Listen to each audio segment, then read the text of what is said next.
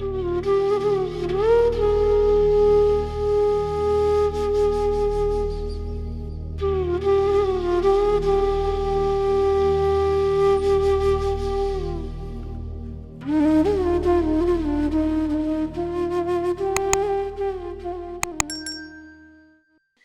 से मैंने प्रार्थना की है अरदास। मैं गुरुजी के सामने बैठी हूँ और दिया जला हुआ है ज्योत। सिर्फ इतना है कि मेरे जो अंकल हैं वो 90 इयर्स के हैं, वो दूसरे कमरे में हैं और थोड़ा उनकी हालत बिल्कुल ठीक गुरुजी ने रखी है, पर फिर भी वो आवाज़ सुन के आ जाते हैं। और थोड़ा नेट की प्रॉब्लम भी चल रही थी, थोड़ी मेरी तबीयत भी बड़ी ख़राब थी कुछ दिनों से। 1 साल हो गया जो मैं ऑनलाइन सत्संग नहीं किया, वैसे मैं सत्संग में जाती रही हूँ। इसीलिए आज गुरुजी से अरदास है कि गुरुजी आज मेरे को सत्संग करने दीजिए।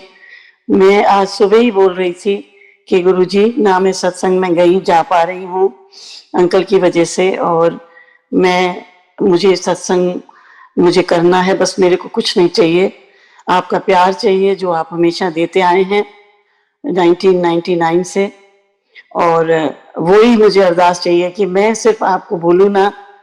आप तो कभी भूल नहीं सकते, आपने हाथ पकड़ा हुआ है, हम तो छोड़ दें कुछ हो जाए, पर गुरुजी तो महाशिव हैं जो इस धरती पे आए हमारा सब उपकार करने के लिए, कल्याण करने के लिए। आज इतनी संगत जुड़ गई है और मैं बड़े मंदिर का धन्यवाद करती हूँ, इतना अच्छा प्लेटफॉर्म बनाया है। ये मंदिर में ना तो कोई सत्संग वैसे अपने आप कर सकता, आज हो सकता है किसी और ने करना था, पर मुझे गुरुजी ने बुलाया कि मेरी तबीयत ठीक नहीं है तो मुझे ब्लेस करते हैं, क्योंकि ये जो सत्संग होता है ये अपना एक्सपीरियंस होता है जो हमें बहुत पता चला है कितने 22-23 साल से जब से गुरुजी से जुड़े, और जुड़े हुए हैं अभी तक। हमारी सांसें जो चल रही हैं सब गुरुजी की वजह से। आज इतनी संगत है, पहले तो मैं संगत को नमस्कार प्रणाम करती हूँ, क्योंकि गुरुजी को अपनी संगत बहुत बहुत प्यारी रही है हमेशा और आज भी है।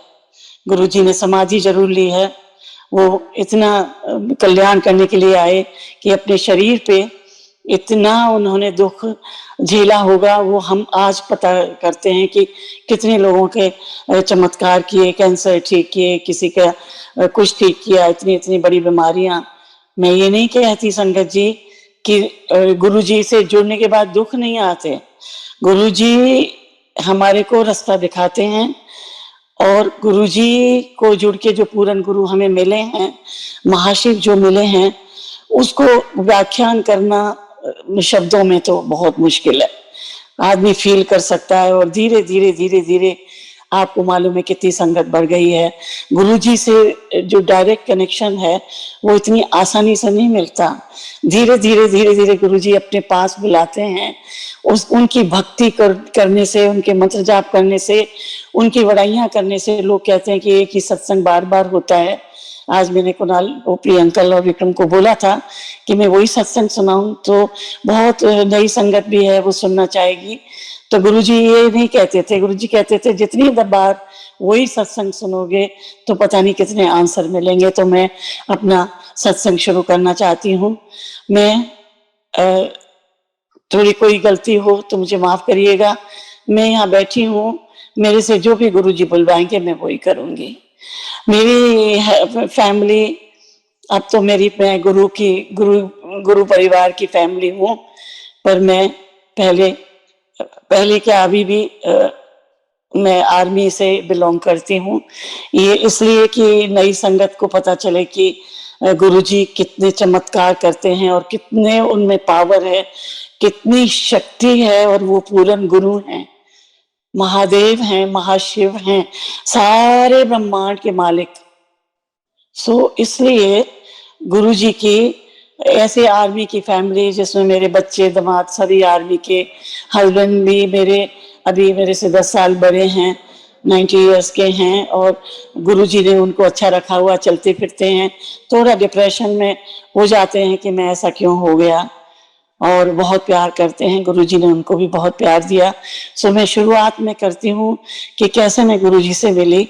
हमारी जिंदगी अच्छी चल रही थी, सब बच्चे दोनों आर्मी में एयरफोर्स में मेरा दामाद, सब अच्छा चल रहा था। तो 99 के अंदर लड़ाई शुरू हुई और मेरे दोनों बेटे लड़ाई में थे। एक सियाचिन में था और ये छोटा वाला कारगिल में था। उस वक्त 30 इयर्स की उम्र होगी। उसी वक्त 6 महीने पहले उसकी शादी हुई थी और हम बड़े खुश थे। पर शादी के एकदम बाद वो कहीं जा भी नहीं पाए हनीमून के लिए, सिर्फ गए थे श्रीनगर। तो उसी वक्त कॉल आ गया, आर्मी में अगर बच्चे दिए हैं तो डरने की कोई बात नहीं है, हम लोगों को सिखाया जाता है। मैं भी आर्मी अफसर की बेटी हूँ, हम लोगों को सिखाया जाता है कि आर्मी में दिया है तो डरने की कोई बात नहीं। कोई भी लड़ाई हो सकती है, कहीं भी शहीद हो सकते हैं, अपने देश के लिए, सेवा के लिए अर्पण होते हैं बच्चे लोग। कोई बात नहीं, लड़ाई शुरू हो गई 99 की। मैं अशोका होटल में काम कर रही थी। गुरुजी के बारे में मुझे पहले मालूम था जलंधर में कि कोई गुरुजी जलंधर के बाबा बोलते थे। हमारे एक जनरल अजय सिंह है, उनको उन्होंने ठीक किया था। पर मैंने कभी नहीं सोचा, मैंने कोई गुरु नहीं था। मैं तो शुरू से ही बचपन से शिव जी की भक्ति करती आई। हमारे इष्ट देवता शिव जी ही रहते। गुरु वगैरह के चक्कर में मैं कभी नहीं पड़ी। हाँ, मैं सुनती जरूर थी, पर गुरु जो हैं बहुत तरह तरह के ऐसे छलबाज थे। तो मैं तो किसी के लिए बुरा नहीं कहना चाहती। मैं कहती हूँ जो भी महापुरुष हैं सबको नतमस्तक है, हमारा प्रणाम है। हमें निंदा नहीं करनी, हमारे गुरु ने सिखाया है। जो भी है अपनी जिंदगी अच्छी करो।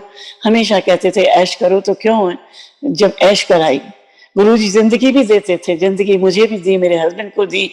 पर ऐसा नहीं है कि ये जन्म मरण हो जाएगा। ये कोई पुराने जन्मों के जो फल होते हैं, जो पुण्य होते हैं, किसी में गुरुजी उसमें किसी की जिंदगी दे पाते थे, किसी की नहीं दे पाते थे। वो गुरु जाने, वो ही जानते थे कि क्या किसके लिए अच्छा होगा। अगर किसी का मृत्यु होती है कम उम्र में, तो वो भी गुरुजी ने कुछ सोच के करते हैं। इसलिए दुख सुख तो आते हैं, पर गुरुजी से जुड़ने के बाद में जो भी दुख आता है वो हमारा दुख कम हो जाता है।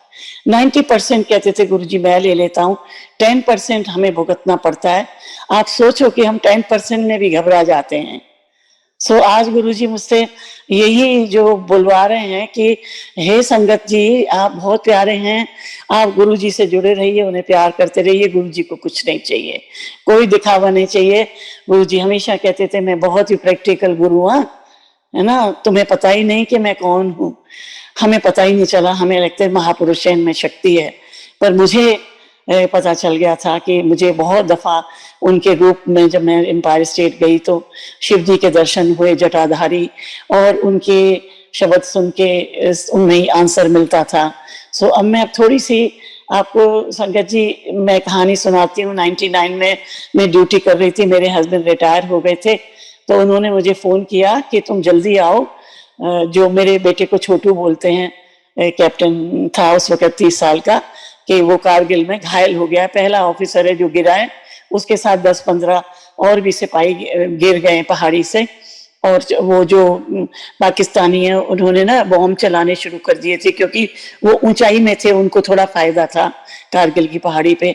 तो ये पहला ऑफिसर था जो गिरा। इसके लेफ्ट कान के पीछे से जो छोटा दिमाग होता है उससे आर पार होके वो छर्रे जो होते हैं, तोप के छर्रे होते हैं, वो आर पार निकल गए, जैसे कोई हवाई जहाज निकल जाता है। और उसके बहुत मोटा सा एक अटक गया माथे में। तो हमें बुलाया गया और हमें खबर की। तो हमने अपनी बहू जो मायके में थी उनको बुलाया, बहू रानी को। वो भी गुरुजी से मतलब मैं बताऊंगी आपको कि गुरुजी से वो भी मिली हुई हैं। इसके बाद हमें बहुत घबराहट हुई। मेरे हस्बैंड ने मुझे बुलाया, मैंने शिव जी की पूजा की। मेरे हस्बैंड ने कहा घबराओ नहीं, हम एयरप्लेन की छोड़ दो, हमको किसी तरह भी भाग के जाना है, हम ट्रेन पकड़ते हैं। तो उन दिनों श्रीनगर में ले जाते थे जितने भी घायल होते थे और जो मौत के मुंह में होते थे, वहां से वो उधमपुर में करते थे, उनको लाते थे। वहां उधमपुर में एक हॉस्पिटल था, उसमें हेलीकॉप्टर उतरता था और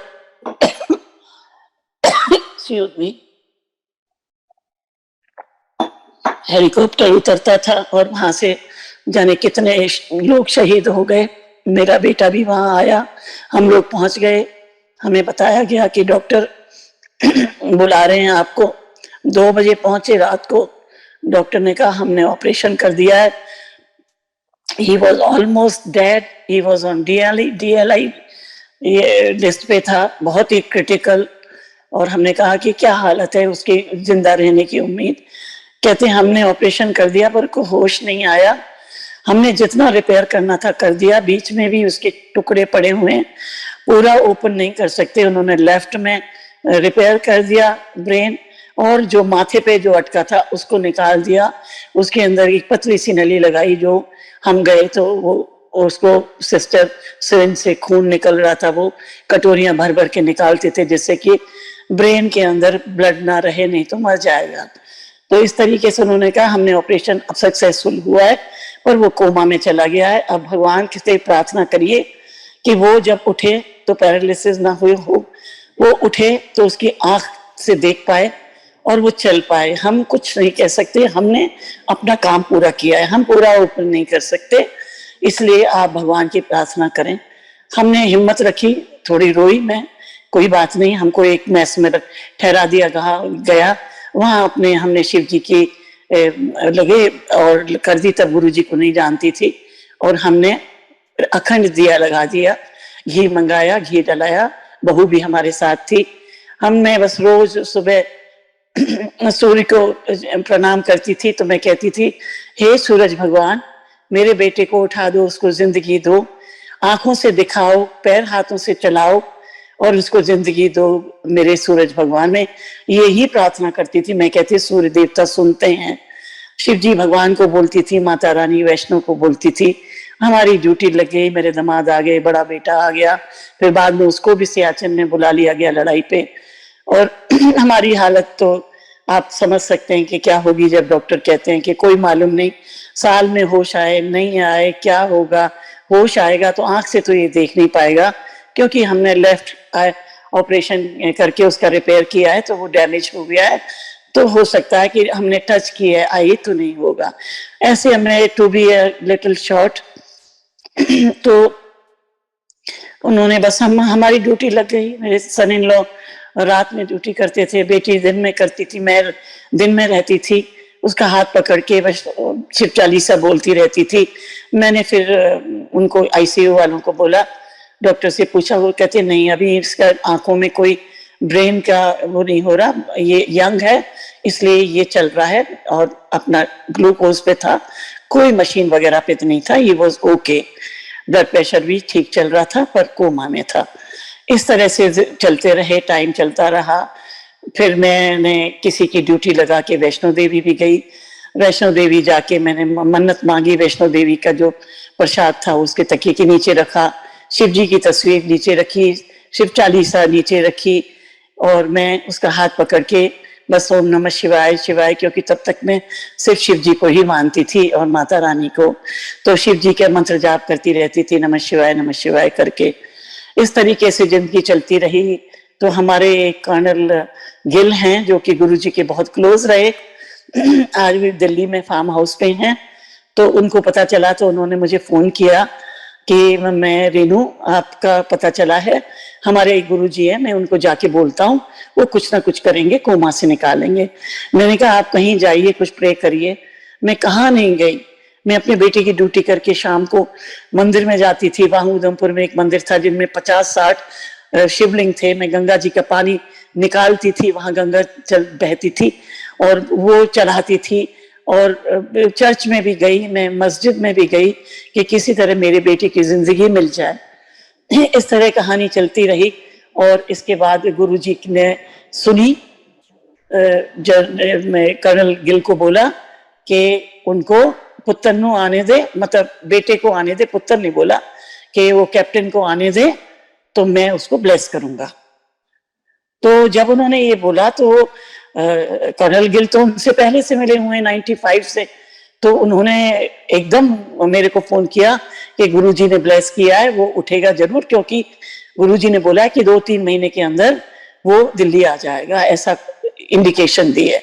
तो मैं बड़ी खुश हो गई। तो एक दिन बस जो डॉक्टर आते थे चले जाते थे, थप्पड़ सा मार जाते थे कि नहीं जी कोई रिएक्शन नहीं है, brain is not working properly, heart चल रहा है, ये चल रहा है, ऐसे कहानियां बोलते थे।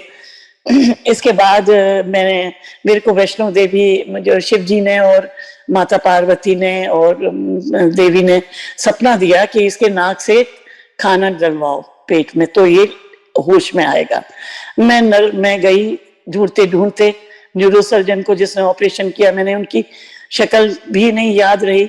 मैंने कहा देखिए वो तो जनरल होकर रिटायर हुए, मैं उनको तो उनके चरण छूती हूँ जिन्होंने मेरे बेटे को जिंदगी दी और गुरुजी ने ब्लेस करा, तो दवाइयाँ और ब्लेसिंग साथ चलती हैं। तो खास तो मेरे गुरु ही हैं जिन्होंने मेरे बेटे को जिंदा किया। और इसके बाद तो वो कहते हैं वो मर जाएगा अगर उसकी चोकिंग हो जाएगी। मैंने कहा फिर दोबारा गई तो मैंने कहा मैं लिख के दे सकती हूँ कि वो तो मर ही गया, उसमें क्या फर्क पड़ता है, आप तो कहते हैं कुछ पता ही नहीं है, तो अगर वो चोकिंग हो जाए तो होने दीजिए, मुझे तो सपना आया, मैं शिव जी को बहुत मानती हूँ। तो उन्होंने कहा ठीक है। तीसरे दिन मैं गई तो उसके नाक में नली लगा के सिस्टर कुछ कस्टर्ड या कुछ सूप वगैरह डाल रही थी। आई वॉज सो हैप्पी, मैंने शुक्राना किया शिव जी का, तब शिव जी को ही जानती थी। फिर उन्होंने बोला करगिल ने कि आप जय गुरु जी भी बोला करो। मैंने कहा मेरे को कोई हर्ज नहीं है, अगर आपके गुरु जी हैं, और वो मेरे बच्चे को उठा दिया उन्होंने 3 महीने में, और मैं तो जय गुरु जी भी बोला। मैंने कहा महाशिव है तो मैं तो कुछ भी करने को तैयार हूँ। तो बहुत मतलब टाइम इतना खराब निकला, फिर उसको होश आ गई और आंखों से भी देख पाया, चलने में थोड़ा लड़खड़ा रहा था क्योंकि उसका हाथ भी नम था, पैर भी नम था, कुछ तो असर होगा। At least he could open his eyes, he was talking. Hindi बिल्कुल नहीं बोल सकता था, सिर्फ इंग्लिश बोलता था। ना कोई वहां रक्त लिखा होता था, जैसे हम उसको घुमाते थे जाके अस्पताल में, उसमें लिखा था रक्त का जो केंद्र है या ब्लड यहाँ से लेते हैं, तो ब्लड तो पढ़ लेता था, रक्त नहीं पढ़ पाता था। हिंदी बिल्कुल खत्म थी, एजुकेशन बिल्कुल खत्म थी। 2-2.5 साल का बच्चा जैसे होता है उसको जो मुंह में डाल दिया तो खा लेता था। इस तरह से आप जो भी शॉर्ट, बहुत लंबी कहानी है। इसके बाद हम आरआर अस्पताल में आ गए, बाई एयर नहीं लेके आए क्योंकि बाई एयर नहीं ले जा सकते क्योंकि उसमें प्रेशर पड़ता दिमाग में तो वो मर जाता। तो उसको लेके आरआर में आ गए। 2-3 लोग उसकी ड्यूटी पे रहते थे, अटेंडेंट आर्मी एयरफोर्स के, very nice of armed forces, जिन्होंने मेरे बेटे का साथ दिया। उसके पर्ची लगा के रखते थे कि कैप्टन सो एंड सो, और कि कहीं चला ना जाए। और बस हम जाते थे, मैं नहलाती थी उसको नहीं मालूम नहलाना क्या होता है, पूरा नंगा करके, मतलब वो पूरा उसके जो भी काम थे वो मैं करती थी। 3 महीने निकल गए। इसके बाद वो कर्नल गिल ने बोला अस्पताल में आके कि चलो रेनू, गुरुजी ने बुलाया। मैंने गुरुजी से पूछा है और गुरुजी ने बोला कि उन लोगों को लेके आओ, माँ बाप को लेके आओ, और तो बच्चे को नहीं लाना अभी, पहले मैं माँ बाप को मिलना चाहता हूँ। तो हम लोग चले गए। उन्होंने एम्पायर स्टेट का रास्ता बताया, अपनी लाइटें ऑन करके रखी थी फ्लिकर। उन दिनों बिल्कुल ही जंगल होता था एम्पायर स्टेट का रास्ता 99 में, आप सोचो अगस्त सितंबर की बात है। तो बिल्कुल रास्ता जंगल था, पर वो हमें ले गए। हमें कहा कि गाड़ी यहीं खड़ी करो, एम्पायर स्टेट लिखा हुआ था। मैं तब चल पाती थी, तब मेरे पैर में ये हिप जॉइंट सर्जरी नहीं हुई थी। ये भी एक सत्संग है जो गुरुजी ने मुझे उम्र दी और मुझे बचाया, बहुत कष्ट से बचाया। आज मैं चल पाती हूँ तो गुरुजी की वजह से ही, मेरे पूरन गुरु की शुक्राना। गुरुजी मेरे बच्चे को जिंदगी देने का शुक्राना, शुक्राना करते जाएं तो बस गुरुजी खुश है। क्यों गुरुजी का शुक्राना नहीं करेंगे तो हमने कुछ नहीं सीखा जिंदगी में। इसके बाद में हम लोग भागे भागे गए। तो जब वहां वो ले गए हमको, तो आराम से चल पाती थी, तब कोई अच्छी थी, मैं चल सकती थी। भागे भागे गए तो देखा कितनी खुशबू। तो मैंने सोचा गुरु हैं कोई, ऐसे होंगे दाढ़ी वाले या कुछ है, हमें क्या है, हमें तो अपने बच्चे को ठीक करवाना है ना, और उनका बारे में बहुत सुना है। तो हम गए और उन्होंने जैसे ही हम नीचे गए तो वहां देखा बहुत लाइट जली है, बहुत ही ब्राइट है, बहुत सुंदर कार्पेट है, और लोग बैठे हुए हैं बहुत डिसिप्लिन में, धीमे धीमे शब्द चल रहे हैं बहुत अच्छे। मैं पंजाबी थोड़ा जानती थी, मैंने गुरमुखी सीखी थी, मेरे हस्बैंड पठानकोट में थे, तो मैं शब्द समझती थी। तो मैं गई वहां, तो हम जब उन्होंने बोला कि सिर्फ माथा टेकना है, जैसे मैं करूं वैसे करो, तो वैसे ही मेरे हस्बैंड ने किया, वैसे ही मैंने किया और मैंने गुरुजी के चरण पकड़ लिए। उससे पहले जब हम वहां जाके खड़े थे तो कर्नल गिल ने कान में, जैसे डॉक्टर को नहीं बताते कि भाई ये आए हैं, ये कर्नल नरेंद्र सिंह और इनकी वाइफ है, नाम नहीं बताया हमारा बताया ये ही है जिनका बेटा कारगिल में घायल है और बहुत ही हालत खराब है, अभी भी होश में तो आ गया है पर उसको एक तरह से बिल्कुल बेहोशी है, उसको कोई एजुकेशन नहीं है और किसी याददाश्त में बहुत असर नहीं है। तो अब मैं क्या बताऊं, कितनी, मतलब वो तो मैं ही जानती हूँ, मेरा दिल जानता है, या गुरुजी पहचान गए। गुरुजी ने जब मैंने पैर छुए, उनको भी कुछ बोला मेरे हस्बैंड को, चिंता ना कर। मैंने जब पैर छुए तो मेरे आंसू की लड़ियां निकल गईं, मेरा पूरा कुर्ता सलवार सूट भीग गया और मैंने गुरुजी के पकड़ के चेप अपना सिर गुरुजी के चरणों में, तो गुरुजी ने कहा चिंता ना कर, इतना ही बोला, सब ठीक होगा, चिंता ना कर। तो मैंने कहा ठीक है, बहुत अच्छी बात है, किसी ने तो बोला कि चिंता ना कर, इन्हीं गुरु ने कोमा से उठाया है, कोई नहीं उठा सकता था, भगवान ही उठा सकते हैं ना। तो ये तो भगवान है, पूरे ब्रह्मांड के मालिक हैं, ब्रह्मा विष्णु महेश सब इनके नीचे, माता रानी सब नीचे, तो ये तो सब है, यही है हमारे तो जो कुछ है। तो वहां बैठे गुरुजी ने सारी बात सुनी और हमने छोटे हाथ किया, छोटे छोटे हाथों से गुरुजी ने हमें इतना बड़ा प्रसाद दिया, जो इतना बड़ा लड्डू उसको बाहर जाके खाते थे, फिर हाथ धो के आते थे। गुरुजी ने हमें, मुझे इशारे से अपने राइट साइड को जगह खाली थी, वो भी गुरुजी की मर्जी। मैं वहां बैठ गई, मेरे हस्बैंड थोड़ी और जगह थी पीछे, वहां बैठ गए और शब्द चलते रहे। इसके बाद थोड़ी बहुत हमको नहीं मालूम, मैं गुरुजी को देखती रही, मुझे समझ में नहीं आ रहा था कि मैं कहाँ आ गई, हिप्नोटाइज हो गई, जैसे कि मैं क्या जन्नत में आ गई, मैं किस जगह में आ गई हूँ जिसमें मुझे होश नहीं, मुझे ये होश नहीं कि कौन बैठा है, क्या बैठा है, सिर्फ शब्द सुन रही हूँ और मेरा मन और जो है शुद्ध होता जा रहा है। वो मैं संगत जी इसलिए बता रही हूँ कि जो शब्द चलते थे, आज भी हम भूखे हैं, सत्संग में जाते हैं तो हमें होता है जल्दी से जाएं, सत्संग हो कहीं, वहां जाएं और 2 घंटे बैठें और अपनी ये भूख मिटाएं, जो गुरुजी की प्यास है ना, जो उनकी दीवानगी है, जो प्यार है, जो गुरुजी का, जो क्या बताएं मैं, अट्रैक्शन जो मैं देख रही, मैंने कहा ये तो सचमुच में ऐसी जगह आ गई हूँ कि अब मेरा बेटा जब सचमुच ठीक हो जाएगा।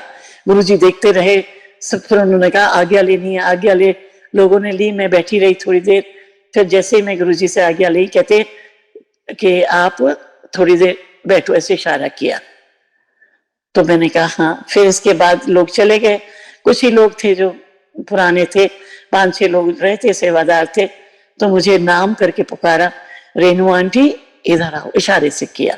गुरुजी इतनी बात नहीं करते थे, पर वो कर्नल गिल ने मेरे को लेके गए थे, मैं नई संगत थी और मैं, गुरुजी आर्मी वालों को बहुत प्यार करते थे और करते हैं, उनको लगता था कि देश की सेवा कर रहे हैं और इनको इतने पैसे भी, तनख्वाह, अब तो तनख्वाह ठीक है, पेंशन बढ़ गई है, सब कुछ है, पर उस वक्त कम थी, तो कितनी कुर्बानी करते हैं अपने परिवार को छोड़ के, देश की तो बहुत पसंद करते थे हमेशा और आज भी करते हैं। तो गुरुजी ने बोला रेनू आंटी इत्थे आओ, मैं गई, मैंने कहा हाँ जी गुरुजी, तो हाथ जोड़ के खड़ी हो गई जैसा उन्होंने बताया कर्नल गिल ने। तो उन्होंने बोला कि आप ना बच्चे को कल ला सकते हो। मैंने कहा हाँ गुरुजी, वो अस्पताल में है, मैं उसको ला सकती हूँ। तो उसको हम हॉस्पिटल से डिस्चार्ज करके लाए, वो अस्पताल यहाँ आ गया था घर में, और मेडिकल लीव में होते हैं तो बीच बीच में घर में भी भेजते हैं, तो घर में से हम उसको तैयार करके दूसरे दिन उसको लेके गए, उसको पकड़ के चलना पड़ता था, उसको नहीं मालूम था कैसे उतरना है सीढ़ी वगैरह। तो वो अपना बड़ा स्ट्रॉन्ग बच्चा मेरा, बहुत हिम्मत वाला, जो अपनी मौत को हुआ, जबकि ब्लेसिंग गुरुजी की थी, दवाइयाँ डॉक्टर की थी, पर जो गुरुजी ने, भगवान ने जो ब्लेस करा है तो दवाइयाँ भी काम करती हैं, और जो गुरुजी का लंगर खाया उसकी ब्लेसिंग बहुत होती है, उनका एक एक दाना दवाई है। हमें तो बाद में पता चला, और अब हम सबको बताते हैं कि एक दाना भी ना छोड़ना, कभी ना छोड़ना। मंदिर में जाते हो एक जल कप कभी ना छोड़ना, जमीन में गिर जाए तो उसको खा लो, कुछ मत सोचो कि इसमें इन्फेक्शन हो जाएगा या कुछ हो जाएगा। ऐसे करके मैं अपने बेटे को ले गई और बेटे को सामने खड़ा कर दिया। मैंने कहा नमस्ते करो गुरुजी को। उसको नमस्ते करनी नहीं आती थी। गुरुजी तो अंतर्यामी है, उन्होंने तो जो भी जाता था उसकी पूरी कुंडली निकाल के पूरा देख लेते थे। तो उसका भी देख लिया कि कितना ठीक होना है, क्या होना है और कितने ब्लेस करना है। गुरुजी ने कर्नल अंकल इधर आओ, मेरे हस्बैंड को वो कर्नल अंकल बोलते थे, अंकल को हमेशा से। तो उन्होंने बोला इसको बच्चे को ले जाओ रेनू आंटी से, इसके हाथ पकड़ो और बाहर जाके इसको पूरा लड्डू खिला के लाओ। वो धीरे धीरे पकड़ के, एक सेवादार ने भी हेल्प की। दो तीन सीढ़ी है ना ऊपर जाने के लिए एम्पायर स्टेट में, तो ऊपर गए, उसको ये खिला के लाए। फिर हम बैठ गए, फिर लंगर आया, लंगर खाया। जबकि मेरे बेटे को बहुत मिर्ची लगी, पर उसके आंसू थे। 4 लोगों के साथ में लंगर, मैं भी थी, वो थी, 2 लोग और थे। हमें ये भी पता चला कि देखो चारों लंगर है, वो भी कितना डिसिप्लिन गुरुजी का, कि ना ऊंचा ना नीचा, किसी की ये नहीं है कि कौन ऊंचा है कौन नीचा है, कौन कमिश्नर है कौन जज है कौन ड्राइवर है। सब ऊंच नीच गुरुजी ने एम्पायर स्टेट में एक थाली के अंदर सबको खिला के ब्लेस किया।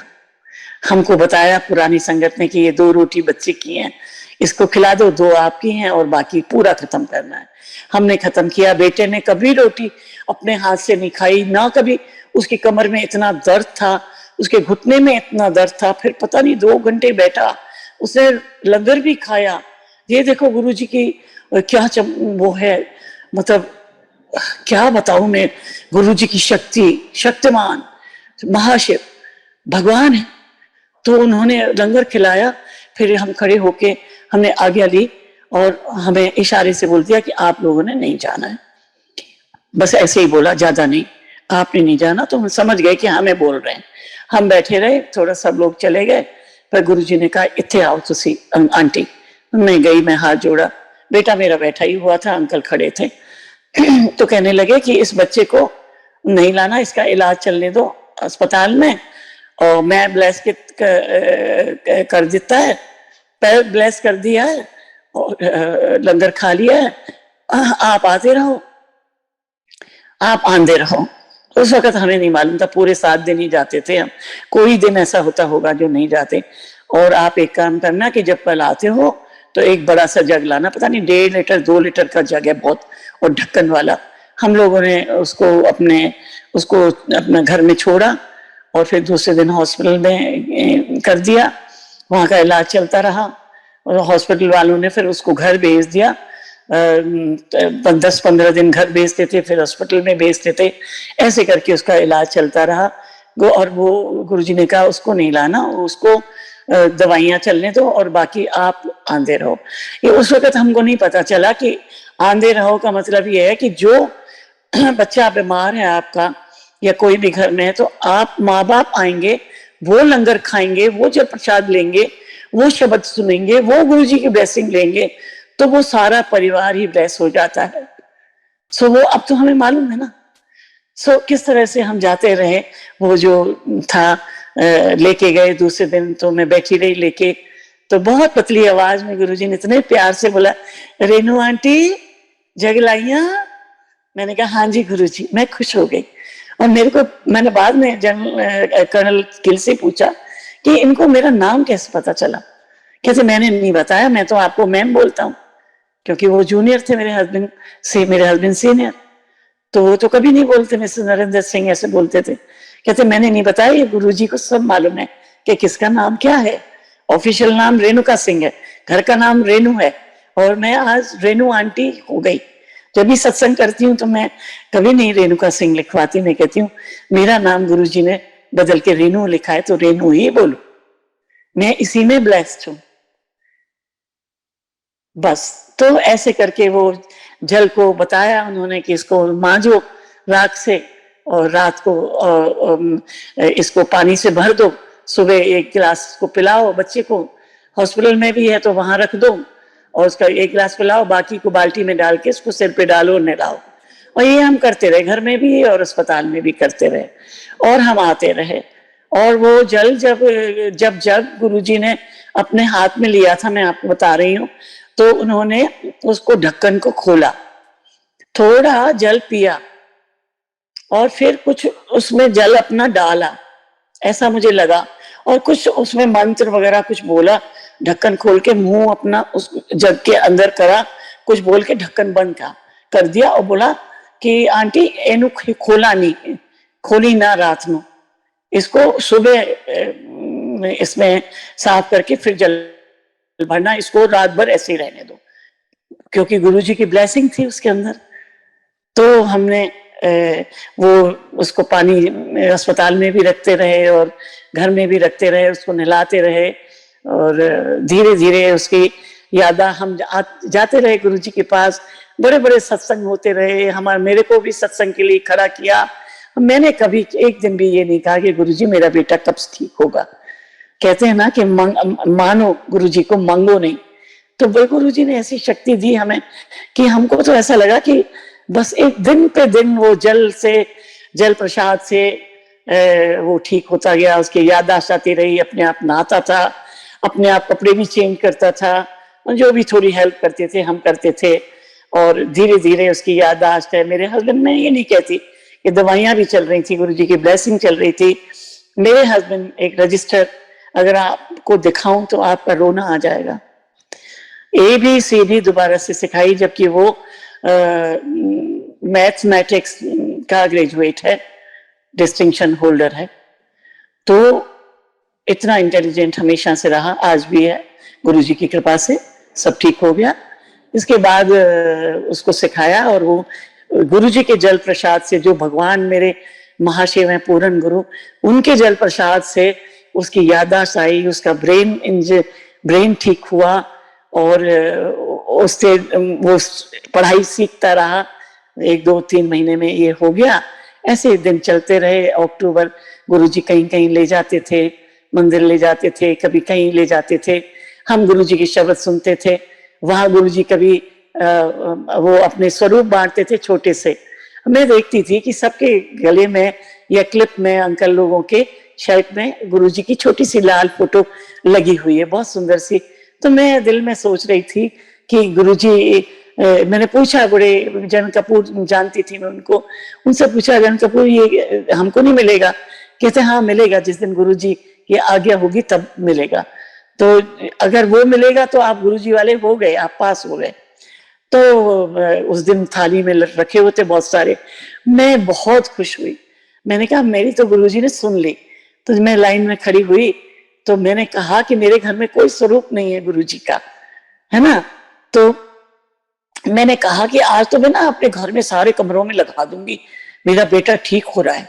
तो मैंने ऐसे ना गई गुरुजी के पास, सब लोग जाते थे, एक पकड़ा देते थे, किसी को देते थे 2, किसी को देते थे। तो मैंने कहा मुझे तो बहुत सारे चाहिए है, मेरे को तो बेटे को भी देना है, बहू को भी देना है, अंकल को भी देना है, सबको देना है फैमिली में, और सारे कमरों में लगा दूंगी। तो मैंने बजाय अपना हाथ करके मैंने अपना पल्लू कर दिया। गुरुजी ने बहुत मुस्कुरा के देखा, वो मुस्कुराहट आज भी मुझे याद है। गुरुजी ने बोला, थोड़ा सा ऐसे बोला, क्या बहुत चाहिए? वो पहचान गए। मैंने कहा गुरुजी बहुत सारे चाहिए, की करना है? मैंने कहा गुरुजी हर कोने में लगाऊंगी, प्लीज दे दो। उन्होंने मुट्ठी भरी और मेरे पल्लू में डाल दिए। मैंने उनको छुपा लिया छाती से लगा के, और मैं बैठ गई आराम से। वहां फिर लंगर वंगर खाया। फिर बाद में इतनी खुश हुई मैंने कहा कोई मुझसे मांग ना ले, क्योंकि खत्म हो गए थे वो। तो गुरुजी के कहाँ खत्म होते हैं, वो तो जो लड्डू था, प्रसाद होता था। बाद में हमें पता चला कि थाली खत्म ही नहीं होती थी, उसमें बूंदी खत्म ही नहीं होती थी, वो बढ़ती जाती थी, पूछो ही नहीं। मतलब उस टाइम हम सोचते थे कि बहुत बड़े मतलब महापुरुष हैं, ये थोड़ी मालूम था कि तो शिव जी बैठे हैं पूरा। अब तो हमको मालूम है सब कुछ। अब तो हमसे पूछो ना, और सारी संगत से पूछो, इस दुनिया में करोड़ों से पूछो। गुरुजी की जय गुरुजी लिखी हुई गाड़ी। अब ऐसे दिन चलते रहे। 26 दिसंबर आया, वो मलिक उनकी शादी थी, तो गुरुजी ने कहा रेणु आंटी रुकना। मैंने रुक गई। उससे पहले के तो बहुत सत्संग है, वो मैं इतना सुनाऊंगी तो पूरा नहीं हो पाएगा। इसके बाद गुरुजी ने बोला कि बता दो। मैंने कहा गुरुजी कहाँ आना है? एक लिफाफा पकड़ाया, उसमें कुछ लिखा हुआ था कि here the holiness will bless you and you have to reach that time that क्या कहते हैं फार्म हाउस। तो हमने कहा ठीक है, उसमें लिखा। हमें देखा नहीं खोल के कि क्या है, शादी का है या कुछ है, पर वो शादी का था, पर शादी का कार्ड गुरुजी ने नहीं दिया। शायद उसमें भी हमारी ब्लेसिंग करना चाहते थे या हमें बताना नहीं चाहते थे कि ये मैं ब्लेस करने के लिए बुला रहा हूँ वहां। तो हम चले गए। मेरे हस्बैंड बड़बड़ाते गए, वो डेट आ गई 26 दिसंबर, और वहां हमें नहीं मालूम था। मैं तो अपने जैसे नॉर्मल कपड़े होते हैं अच्छे पहन के ही जाती थी, क्योंकि हमेशा से गुरुजी को पसंद था कि सब अच्छे अच्छे कपड़े पहन के आते थे। हम भी आते थे, अंकल भी पैंट शर्ट में जाते थे। और उस दिन इतनी जिद पड़ गई गुरुजी को, गुरुजी का। मैंने कहा आज चलना है। कहते हैं गुरुजी भी ना पता नहीं कहाँ बुला लेते हैं फार्म हाउस पे, मैं तो चप्पल पहन के जाऊंगा, कुर्ता पजामा। मैंने कहा तुम जिद मत करो, फार्म हाउस पे हो सकता है कोई शादी वादी ना हो। कि नहीं नहीं, उसमें कार्ड में तो नहीं लिखा है, उसमें लिखा है कि गुरुजी वहां फार्म हाउस पे ब्लेस करेंगे। कार्ड नहीं था उसमें कोई शादी का। मैंने कहा चलो, तुम देर हो रही है, 8 बज गए, चलो। जल्दी से इन्होंने कुर्ता पजामा पहना, वो जो बाटा की चप्पल होती थी पहले वो रबर की पहनी, और हम लोग चल पड़े फार्म हाउस पे। फार्म हाउस ज्यादा दूर नहीं था। तो वहां पहुंचे तो देखा तो घोड़ी वगैरह सब खड़ी हुई। मैंने कहा ओहो, ये तो गुरुजी ने बताया नहीं, शादी है। तो बहुत रश था, तो ये पार्किंग पे चले गए करने के। कहते मैं पार्किंग करता हूँ, तुम गुरुजी के पास पहुंचो। मैं तो ऐसी थी, तड़प रही थी, बस गुरुजी के पास दौड़ के पहुंची। इतनी दूर थी, कोई मतलब सोचो कि थोड़ी सी दूर, मतलब बिल्कुल ही दूर। उसी वक्त जैसे नजदीक आई तो गुरुजी ने कहा ले जी, आ गई रेनू आंटी। और मैं जैसे ही मैं उनके पैरों में, चरणों में झुक गई, और मैंने पैर दबाए उनके और चरण रख दिए, और मैंने हाथ जोड़ के मैंने कहा जय गुरुजी, अंकल नमस्ते गुरुजी। तो नमस्ते कहते थे तो गुरुजी ने मेरे इतने प्यार से देखा, और जो लोग शादी वाले बैठे थे गुलाबी रंग की पगड़ी लेके, उनको मेरा इंट्रोडक्शन कराया। कैसे, ये है जी अशोका होटल की मैं काम कर दी है मैनेजर, पर मालकिन है ये पूरी मालकिन है। मैंने कहा नहीं गुरुजी, मैं नंबर 2 हूँ एचओडी, मैं मालकिन नहीं हूँ, मैं तो नौकरी करती हूँ, वो भी नंबर 2। नंबर 2 किधर?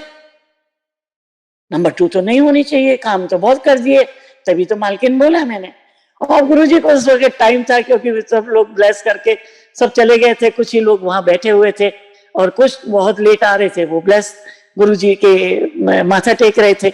ऐसे ही करके मैं बैठ गई। तो गुरुजी ने बोला कर्नल किथे है, कर्नल अंकल किथे है, कुर्ते पजामे चप्पल में, नीली चप्पल में बुलाया मैंने, ऐसे करके पतली सी आवाज। मैंने कहा गुरुजी वो पार्किंग में गए हैं। मैंने बहुत बोला है उनको कि आप कुर्ते पजामे में मत चलो वहां फार्म हाउस पे। तो मैंने सोचा कि शायद वो पार्किंग करके आ गए और गुरुजी ने देख लिया है, पर नहीं, वो तो बहुत बाद में आए, 10-15 मिनट बाद आए। मैंने कहा गुरुजी क्या मैं बुलाया? उसकी कोई गलती नहीं, कर्नल अक्कल को मैंने बुलाया। मैंने कहा क्यों गुरुजी? कहते हैं तुम्हारे अंदर ईगो नहीं है, तेनू तो मैं पास कर देता, उसको नहीं किया, क्योंकि वो उसके अंदर बहुत ईगो है, वो सुनता नहीं है। आज मैं उसकी ईगो ठीक कर दूंगा, इसलिए बुलाया। अगर नहीं ठीक किया तो ये तेनू बहुत तंग करेगा बुढ़ापे में, ये बताया। तो मैंने कहा अरे गुरुजी नहीं, ऐसे तो नहीं है। चलो, मैंने कहा कोई नहीं, इतने में आ गए। गुरुजी ने मुस्कुराए, पर गुरुजी ने कर्नल अंकल को नहीं बोला कि तुम्हारी ईगो है। कहते आ गया कुर्ते पजामे वाला। गुरुजी के किया, हाथ खड़े होके एक साइड में बैठ गए हम लोग। थोड़ी देर बैठे तो गुरुजी ने कहा जाओ लंगर करो। लंगर मतलब जो खाना खाना बढ़िया बढ़िया लगा हुआ था। मैंने कहा आज तो मैं गुरुजी जल्दी जल्दी खा लेती हूँ, वेजिटेरियन खाऊंगी, मैं नहीं खाऊंगी नॉन वेज। मैं बहुत दुनिया भर की शादियां पार्टियों में जाते हैं, खाते हैं, कोई बात नहीं, अंकल को जो खाना है खाने दो। हम आगे को बढ़े तो मैंने देखा कि अंकल पीछे रह गए, और मैं चाहती भी थी कि पीछे रहे। मैं कुर्ते पजामे में लेंगे, लोग कहेंगे कि ये तो बड़ी अच्छी बनी हुई है, इसके साथ ये कौन आ रहा है। पर वो my husband is very handsome, ऐसी कोई बात नहीं। तो कुर्ते पजामे में भी ठीक लग रहे थे अंकल, अब गुरुजी के भक्त है तो सब अच्छे ही लगते हैं, सुंदर ही लगते हैं। तो इतने में सेवादार बाहर आया कि रेनू आंटी, वो आंटी आंटी जी वो कर्नल अंकल को बुला रहे हैं गुरुजी। अभी कर्नल अंकल को बुला लिया गुरुजी ने, तो वहां गुरुजी ने क्या बोला ये मुझे तो नहीं मालूम। इसलिए मैं तो बैठ गई, अपना वेजिटेरियन लिया खाना, जल्दी जल्दी खाया, टेबल पे बैठी, और लोगों को जानती नहीं थी, कुछ संगत को तो पहचानती थी, पर वहां ज्यादातर तो बाहर के ही लोग थे। बहुत ही लैविश पार्टी और भंगड़ा पार्टी आई हुई, सारा मजा आ गया गुरुजी का देख के। इतना अच्छा सूद अंकल ने बहुत बढ़िया कुटिया बनाई हुई थी, गुरुजी वहां आसन पे बैठे थे। मैं जल्दी से दौड़ के मैंने देखा मेरे अंकल एक गिलास में ना लपेट के कुछ जो होता है कपड़ा टिश्यू आ रहे हैं। तो मैंने कहा ये क्या है? कहते हैं ये ड्रिंक है। मैंने कहा किस लिए? कहते गुरुजी ने मुझे जो बुलाया था ना, तो मुझे ये कहा था कि तू राइट साइड को चला जा और विस्की पी। तो बहुत बड़बड़ करते आया ना आंटी को। तो गुरु मेरे हस्बैंड ने कान छुए कि नहीं गुरुजी मैं नहीं पीऊंगा आज। कहते नहीं मेरा हुक्म है। तो वो भी कोई ब्लेसिंग, पता नहीं कितने कष्ट निकाले होंगे अंकल के, उनकी भी थोड़ी ऐसी रहती थी, ब्लड प्रेशर वगैरह रहता था। वैसे तो बिल्कुल हेल्दी है आमी के, आज भी हेल्दी है। तो अंदर गए तो उन्होंने 2 पी और आ गए, और वो अपना खाना खाते रहे। मैं गुरुजी के पास आ गई, गुरुजी के चरणों में बैठ गई आके। मैं तो बहुत खुश कि हम तो गुरुजी वाले हैं, गुरुजी हमें लाए, हमारे पिता हैं। जैसे नहीं लगता जो कि माता पिता ले जाते हैं शादी में, ये खाया वो खाया। तो गुरुजी ने पूछा कल निकलता है लंगर? हाँ जी। थोड़ी देर 10 मिनट बैठे, कोई और लोग आए शादी वाले, वो गुरुजी से बात करने लगे, हम अपने आराम से गुरुजी को निहारते रहे। इतनी देर में बड़ी बड़बड़ बची। तो गुरुजी वहां के जो थे जिनकी शादी थी, उन्होंने बाहर कारपेट लगवाया ओपन में, और वहां गुरुजी का जो आसन था उसको उठा के वहां रख दिया। गुरुजी भी उठ गए और वो चलने लगे वहां बैठने के लिए, क्योंकि डांस देखना था, भंगड़ा पार्टी थी तो वहां डांस देखना था। थोड़ा आगे थोड़ा सा कवर्ड भी था, पर जहां हम बैठे थे वहां कुछ भी ऊपर कवर्ड नहीं था। इतनी विंटर में भी सर्दी काफी लग रही थी हमको। पर गुरुजी की बड़ी अजीब सी बात है कि 26 दिसंबर को सर्दी होती है, पर गुरुजी के आने से वहां अच्छी गर्मी थी। मतलब कोई मैंने स्वेटर नहीं पहना ना शॉल। मैं गुरुजी के साथ साथ गई कि आज मैंने चरण सेवा करनी है। जैसे गुरुजी बैठे, कुछ और से संगत भागी और वो कारपेट पे बैठ गई, राइट को इधर, मैं लेफ्ट में बैठ के मैंने गुरुजी के चरण पकड़ लिए, और मैं गुरुजी के चोले से बिल्कुल मिल के बैठी, और मैंने गुरुजी के पैर दबाने शुरू किया। गुरुजी ने मेरी तरफ देखा, मुस्कुरा दिए, मेरे को बिल्कुल नहीं मना किया, क्योंकि गुरुजी हर एक से चरण नहीं छुड़वाते थे। किसी किसी को तो मना कर देते कि हटो, नहीं अभी नहीं, अभी एंट्री नहीं हुई।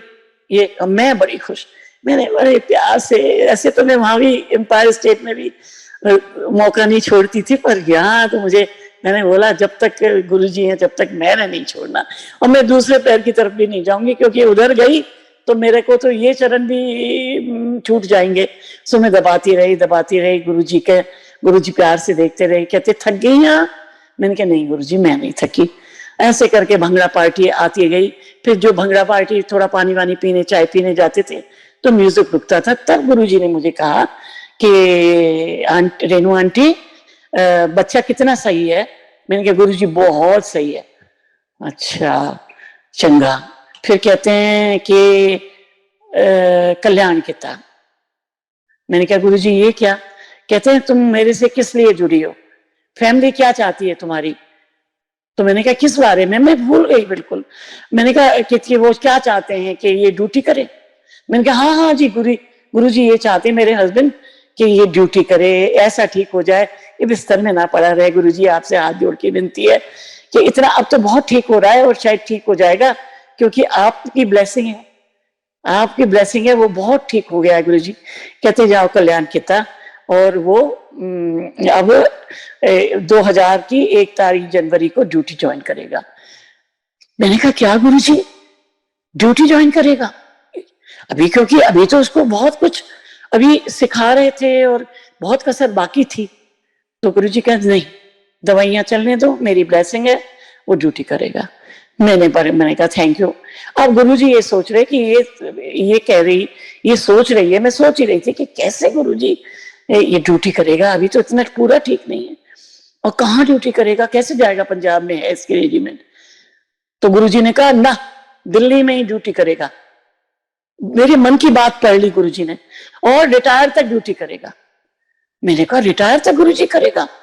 तो इसका मतलब गुरुजी ने ये बता दिया मुझको कि ये बिल्कुल ठीक हो जाएगा और ये बहुत अच्छी तरह ड्यूटी करेगा। थोड़ी देर में मैंने कहा गुरुजी थैंक यू, शुक्राना। शुक्राना उस टाइम कोई नहीं बोलता था, थैंक यू गुरुजी। और मैं खूब दबाए पैर, और बहुत गुरुजी बहुत मजे ले रहे थे। जितने जितने भांगड़ा वाले आ रहे थे, हाथ चला रहे थे, बहुत एंजॉय कर रहे थे, बहुत अच्छा लग रहा था। कभी गुरुजी को देखूं, कभी कुछ करूं, कभी उनका जो जो टच था ना, उसमें से इतनी खुशबू आ रही थी। जो पहना हुआ था चोला, क्या मैं बताऊं, मैं तो एक्सप्लेन नहीं कर सकती। और ऐसा टाइम बहुत सारा आया। इसके बाद गुरुजी ने एकदम मेरी तरफ देखा कि ऐश कर। मैंने कहा हाँ ठीक है गुरुजी। गुरुजी को अभी भी ये लगा कि ये अभी शक कर रही है कि, तो बोले जा 2 मुंडे भी देते। अब मैं ये बात को समझी नहीं। मैंने दूसरे दिन जनरल कपूर को फोन किया कि मैं जब आ रही थी तो उन्होंने कहा कि 2000 की, अभी 2000 आने वाला है, तो उसकी 1 तारीख को ये ड्यूटी ज्वाइन करेगा, चिट्ठी आएगी। और ये भी बोला 2 मुंडे भी देते। मैंने कहा इसका क्या मतलब है? कहते तुम तो बहुत ब्लेस कर दिया गुरुजी ने। मतलब उन्होंने पूरा ये बता दिया कि ये तुम्हारा बेटा कैप्टन ठीक होगा, ड्यूटी करेगा, रिटायर तक ड्यूटी करेगा। इतनी बात कर दी गुरुजी ने कि इससे ज्यादा बड़ी चीज क्या है? 2 मुंडे का मतलब है कि इसके बच्चे भी होंगे। मैंने कहा बहुत अच्छा। संगत जी मैं क्या बताऊं, गुरुजी की तो बोली हुई बात पत्थर की लकीर है, आज भी है। आज गुरु चोले में नहीं है, पर वो उससे भी ज्यादा उनकी स्वरूप बात करते हैं। जो बोलो वो करते हैं, पत्थर की लकीर है। और वही हुआ। 31 तारीख को दिसंबर को चिट्ठी आ गई। 1 तारीख को यही रेजिमेंट है 61 कैवलरी, वहां ड्यूटी के लिए मेरे हस्बैंड ले गए। और वहां उसने 5-6 महीने ड्यूटी की। ले जाते थे, छोड़ देते थे, क्लब में बैठते थे, अपना खाना वाना खाते थे, फिर उसको ड्यूटी से बाहर, क्योंकि दवाइयों का इतना असर था और गुरुजी की ब्लेसिंग चल रही थी, तो वो सो जाता था। पर वहां कोई नहीं बोलता था, क्योंकि इसको अवार्ड भी मिला था, मेंशन इन डिस्पैच, सेना मेडल जैसे मिलता है उसी तरह का। ये सेना मेडल से थोड़ा नीचे होता है रिवार्ड, उसका मेडल मिला इसको, मतलब लड़ाई का। वुंडेड था ना, वुंडेड सोल्जर। तो ऐसे करके 6 महीने यहाँ रहा। और फिर मैं गुरुजी के पास पहुंची 2 तारीख को। तो गुरुजी ने बोला पहन ली यूनिफॉर्म? मैंने कहा हाँ गुरुजी, आपकी बहुत बहुत थैंक यू गुरुजी, आपकी इतनी मेहरबानी हो गई। मैं तो चिपट गई उनके पैरों से और मेरे आंसू निकलने लगे। कहते हैं ऐश कर। और बैठी मैं इतनी खुश, खूब खाया मैंने। 2-2 दफे मैंने लड्डू लिए, मैंने दूध गुरुजी के पास 1 दफे खाया, फिर मैं दोबारा पहुंच गई। शायद गुरुजी की मर्जी थी, मैंने फिर पहुंच गई। मुझे बहुत अच्छा लगा। गुरुजी ने नहीं बोला कि दोबारा ले, मैं फिर लाइन में लग गई, फिर मैंने खाया। वो ब्लेसिंग्स थी मेरे बेटे के लिए। और इस तरीके से गुरुजी ने ब्लेस किया। और पता नहीं कितने कितने सत्संग किए। और इतनी मेहरबानी गुरुजी, आपका लख लख शुक्राना। सुबह उठते ही सबसे पहले हम शुक्राना करती हूँ, और सारे लोग संगत से कहती हूँ शुक्राना करना ना भूलना। गुरुजी को कुछ नहीं चाहिए, गुरुजी से मांगो नहीं, गुरुजी को सब मालूम है। हाँ, मैं ये नहीं कहती कि नहीं मांगते, कभी तकलीफ आती है तो मैं गुरुजी को बोलती हूँ। और गुरुजी वो बेटा है ना बड़ा वाला, बड़ी सेवा करता है। गुरुजी देखा है ना माँ बाप की कितनी सेवा करता है, उसके पैर में बड़ी दर्द है, गुरुजी उसको भी ब्लेस करो, मैं उसको ले जाऊंगी मंदिर, लंगर खिला के लाई हूँ। तो गुरुजी उसको भी ठीक किया। क्या नहीं करते गुरुजी। इस तरीके से कहानी चलती रही 99 से आज तक चल रही है। आज भी मेरा बेटा नौकरी कर रहा है, 2 साल अभी है, पटियाला में है। वो जो जग है उसको हमेशा साथ रखता है जहां भी जाता है। और मेरी बहू रानी इतनी ब्लेस्ड है, वो गुरुजी के पास आती थी, गुरुजी ने उसको भी बड़ी स्वरूप दिए। एंड मैं बहुत ग्रेटफुल हूँ गुरुजी की कि जो मुझे इतनी प्यारी मेरी बहू रानी मिली। वो बहू नहीं है, वो बेटी है। उसने इतना अपने हस्बैंड का साथ दिया, उसको उसके पैरों पे खड़ा किया, इतनी सेवा की। मैं तो फिर यहाँ बसंतकुंज में रहती थी और वो तो चला गया था 6 महीने के बाद। तो सारी उसकी मेहनत, इतने अच्छे संस्कार परिवार से आई हुई बच्ची, उसको गुरुजी आज भी ब्लेस कर रहे हैं। अभी बहुत लोग जुड़ गए उनकी फैमिली में भी गुरुजी से। तो गुरुजी का बहुत बहुत शुक्राना इतनी अच्छी बेटी देने के लिए। वो बेटी है, वो गुरुजी से बहुत दफे शिकायत करने भी गई, एक दफा लड़ ली थी आपस में, तो गुरुजी के पास पहुंच गई थी, और 2000 की बात है। तब बच्चे नहीं हुए थे, और आज उसके 2 बच्चे हैं, एक 21 साल का लड़का है, और इसके बाद 7 साल तक कुछ नहीं हो रहा था। तो मैंने गुरुजी से कहा, मैंने कहा गुरुजी आपने तो बोला था 2 मुंडे, अब एक लड़की दे दो, उसको लड़की बहुत पसंद है। वो 5 साल के बाद 7 साल का फर्क में दूसरा बच्चा आया, रेहान। वो गुरुजी को बहुत मानता है, 14 साल का है, सनार स्कूल में पढ़ता है, ये इंजीनियरिंग कर रहा है। बहू रानी बहुत भक्ति करती हैं, बहुत ही मतलब संस्कारी है, उनका परिवार भी संस्कारी है, और लख लख शुक्राना जो इस तरह की बेटी मुझे दी। और मेरा परिवार बहुत अच्छा, मेरी बेटी, मेरा बड़ा बेटा, सब लोग मुझे, हम लोग दोनों को बहुत प्यार करते हैं, और यह सब गुरुजी की कृपा है। आज गुरुजी को आप यह ना सोचना कि गुरुजी ने समाधि ली है, गुरुजी ने कितने कष्ट अपने शरीर पे लिए। आज वो पता नहीं कितने करोड़ों को, और पूरा एक लाइट है, वो दिव्य लाइट है गुरुजी। गुरुजी का स्वरूप जो है वो आपके घर में है, तो समझो कि गुरुजी हैं। गुरुजी हर जगह हैं। घर से कदम रखो, मैंने सबको बोला है, परिवार को, सबको, कि घर कदम रखते हो तो ये बोल के चलो कि गुरुजी आप मेरे साथ चलो, गुरुजी आपके साथ चलेंगे, सारे काम बनेंगे। और ये तो दुख सुख तो चलता रहता है, पर बहुत बहुत शुक्राना गुरुजी,